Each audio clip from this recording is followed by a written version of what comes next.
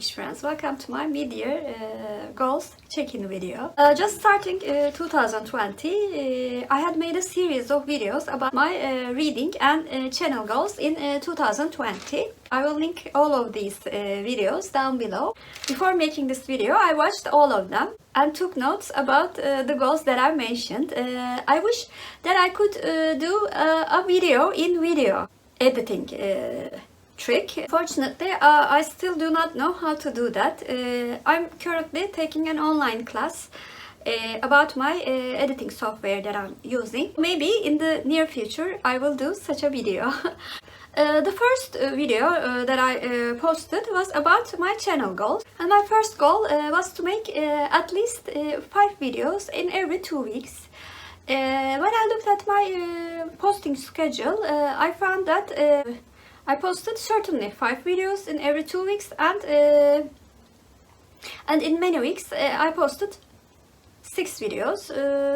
And I try to post my videos on the same day by pre-filming most of my videos.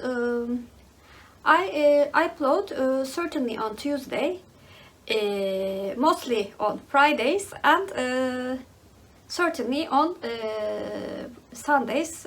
And so those are my video days. Anyway, my second channel goal was to give monthly statistics in my wrap-up videos. So far I have done that for 6 months, and I'm really enjoying doing this statistic videos.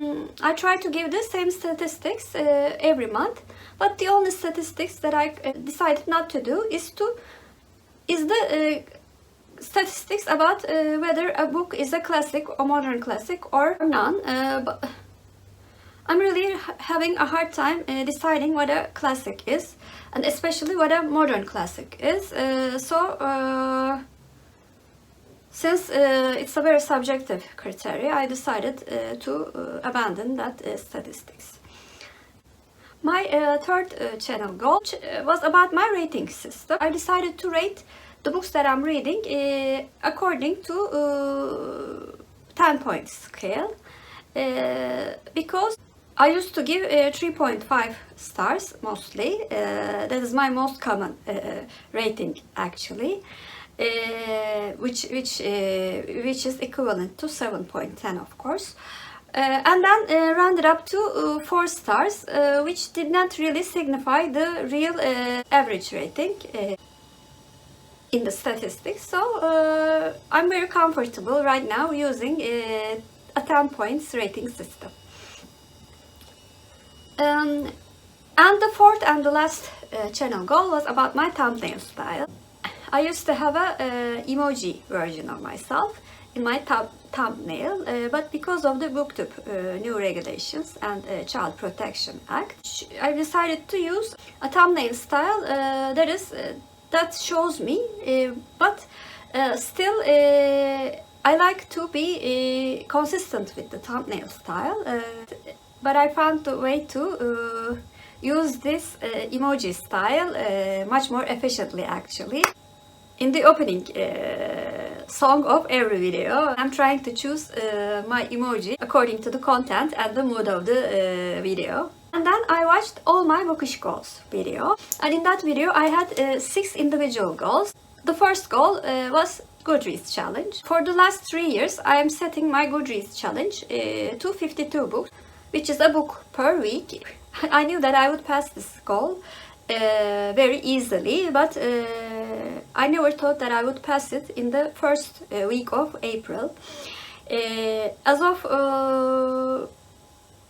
As of end of June, I read 75 books, so I crushed that goal, and I will probably crush it more in the second half by the end of the year. But I'm not going to update my goal because I do not want to stress myself with the number of books that I'm reading. A book per week is just fine with me. My second reading goal for 2020 was to finish all of the short stories and novels in the Sherlock Holmes stories, and my 6-year goal was to finish this tome which contains all of the Sherlock Holmes stories, and I finished it in June, actually in the second week of June. I achieved my mid-year goal for sure. And also, Naomi from Naomi's bookshelf and I will body read all of the remaining 4 novels of Sherlock Holmes in the second half of 2020. So, I think this goal will be very easy to achieve for me. My third goal was about 4 authors that I want to read more books from. I've only read one book, which is The House at Riverton by Kate Morton. So I need to read at least one book from Harlan, Coben, Karin Slaughter and Kate Quinn in the second half of the year. My fourth goal was to give a second chance to 4 books. And like the third goal, I've only read one of the books that I mentioned in my goals video. I've only read Partisan's Daughter by Louis de Bernières, and I gave that book 5 out of 10, so it was not a very successful project as regards to my enjoyment, but I'm more hopeful for the remaining 3 books, which are Life After Life by Kate Atkinson, Outlander by Diana Gabaldon, and Illuminae Files by J. Kristoff and Amie Kaufman. My fifth reading goal was a goal that I made a separate video about it. In that video, I've talked about wanting to read more graphic novels, since I really did not have a very good experience with graphic novels before this year. And I made 2 goals which follows one another. If I achieve one goal, then I would try to achieve this second goal about graphic novels. The first goal was to read at least 5 graphic novels, and in the first 6 months I read a total of 13 graphic novels. They belong to 7 different works, because I read 6 works from Locke and Key series and 2 works from Back to the Future series. So I completely crushed the first goal about graphic novels, which is, I'm really proud of that. And the second step of that goal was to read graphic novels that are recommended by at least 5 friends. So far I read 3 graphic novels and graphic novel series that are recommended by friends. The first one was Persepolis. It was recommended by Tia at Tia and All the Books. The second work that was recommended by my friends was the Locke and Key graphic novel series. That series was recommended by 2 booktubers, Hilary at Melted Books and Vicky at Vicky's Book Nook. And the last graphic work that is recommended by a friend is Back to the Future series. And that series was recommended by Melanie at Completely Melanie. I will link all of their channels down below again. As for graphic novel goals, I consider myself really successful. I have 2 more graphic novels that I'm planning to read in the second half of 2020, which are recommended by booktuber friends. So achieving that goal will not be a problem for me. And my last and my biggest goal for 2020 was to finish 7 series that I've started previously, and I had to read 28 books for finishing this series. And stacking the series challenge works in categories. In category 1, I need to read 1 book to finish the series.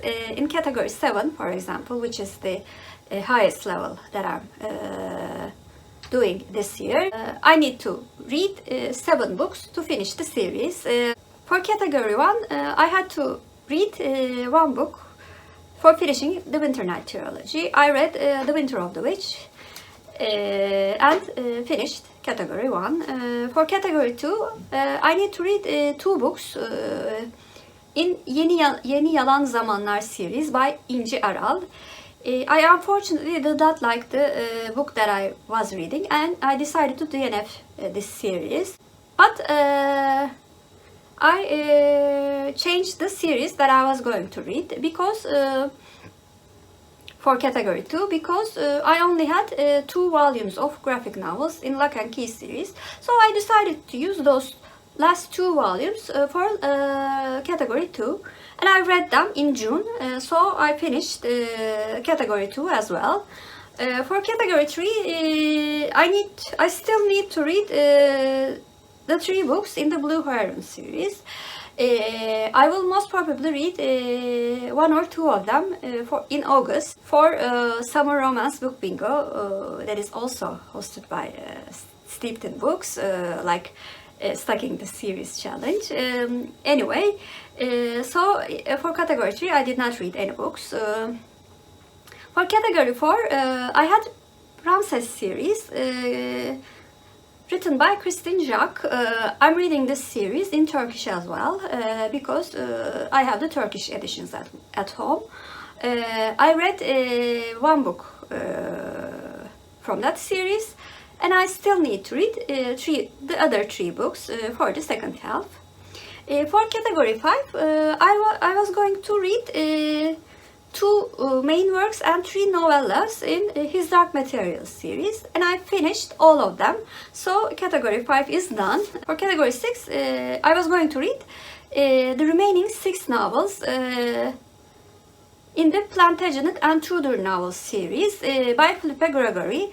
I read them all, and I'm really proud of that achievement actually, because they are all very thick books. So category 6 is also finished.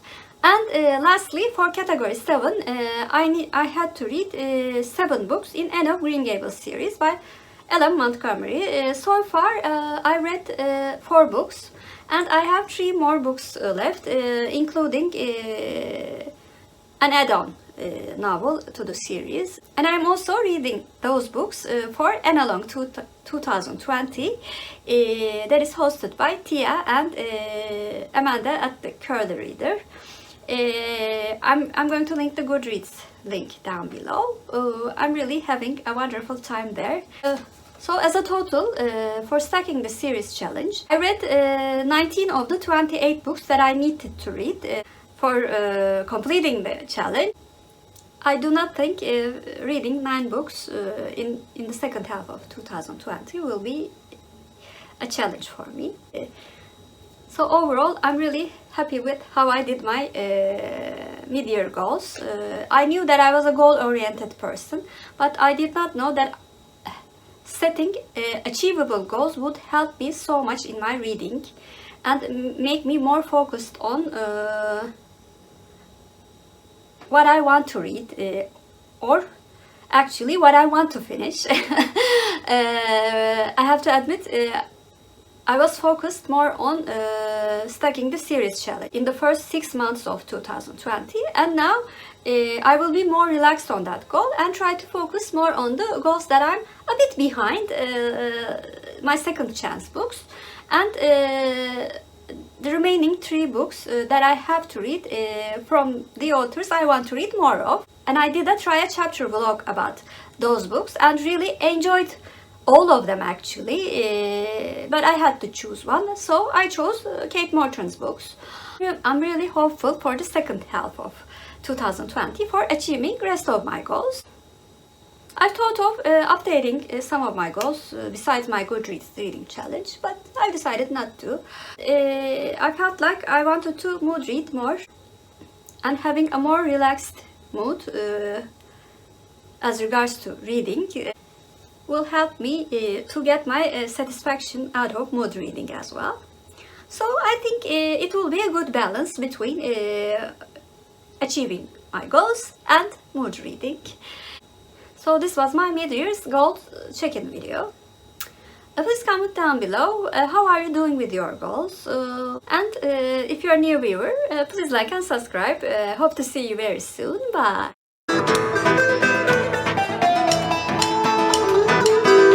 As for Turkish word of the day, since the One of the goals I need to focus a bit more on is my second chance book. I thought chance should be the word of the day. Chance means şans in Turkish, and chance is our Turkish word of the day. Have a good day!